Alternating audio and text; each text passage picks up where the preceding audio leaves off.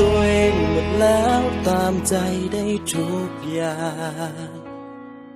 ก็เพราะหวังไว้ว่าจากวันเจ้านั้นจะเห็นค่า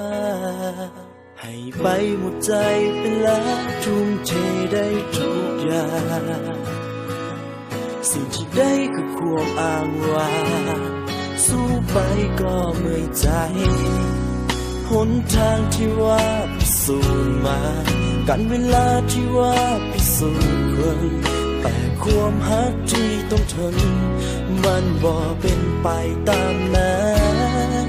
ความอดทนคนเฮามีจำกัดเมื่อมันถึงเวลาต้องปล่อยวางความหักมาได้ครึ่งทาง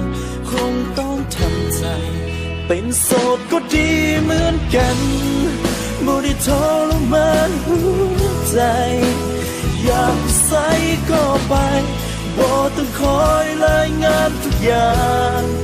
พักใจไว้ก่อนก็ดีจึงได้มีเวลาดูแลตัวเองหลายกว่าแต่ว่าใจก็เพียงเจ็บสัวขาดแต่มันบ่ถึงกับตายเป็นโสดก็ดี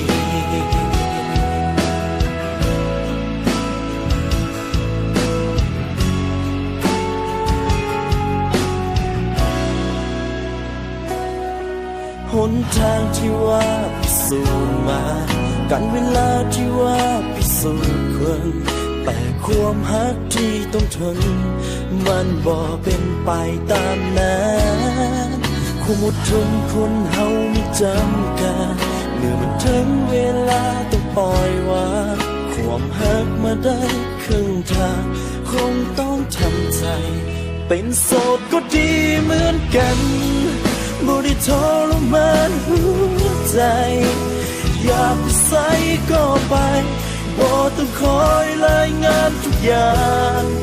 พักใจไว้ก่อนก็ดีจึงได้มีเวลาดูแลตัวเองหลายกว่า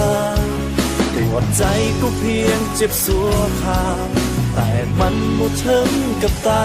ยเป็นโสดก็ดีจึงในวันนี้ได้เสียเจ้าไปแต่ในสุดท้ายก็ต้องอยู่และสู้เพื่อวันต่อไปโอ้โอ้โอ้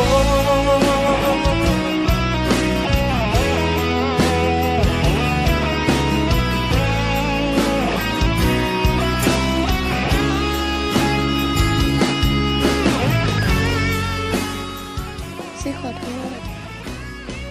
เป็นโสดก็ดีเหมือนกันซุยค่อยบ่มีเจ้านะค่อยเพียงแต่เหงาค่อยมีเจ้านะค่อยเจ็บค่อยเป็นโสดดีกว่า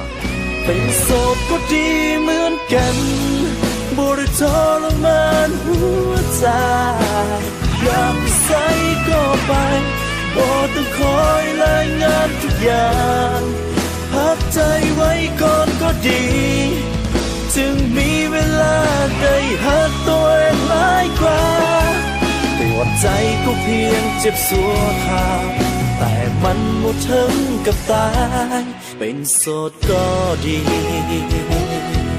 ปวดใจมันเจ็บเพียงสัวขาดแต่มันบ่ถึงกับตายเป็นโสดก็ดี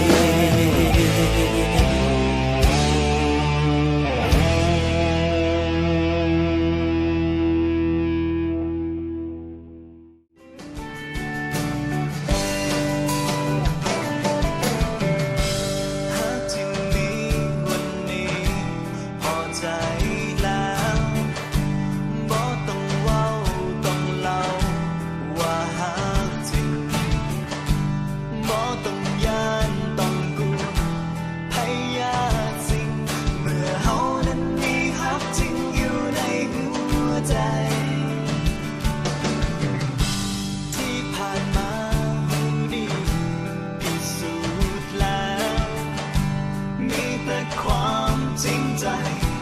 ห่วงใยกันยิ่งจน